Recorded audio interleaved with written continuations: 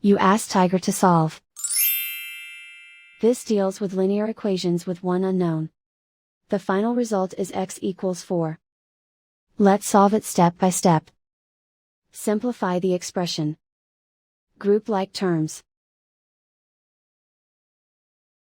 Simplify the arithmetic. Swap sides.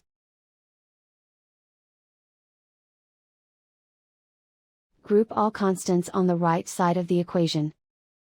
Subtract 10 from both sides. Simplify the arithmetic.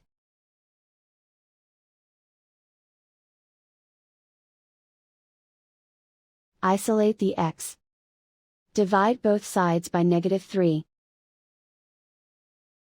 Cancel out the negatives. Simplify the fraction. Cancel out the negatives. Find the greatest common factor of the numerator and denominator. Factor out and cancel the greatest common factor. And so the final result is x equals 4.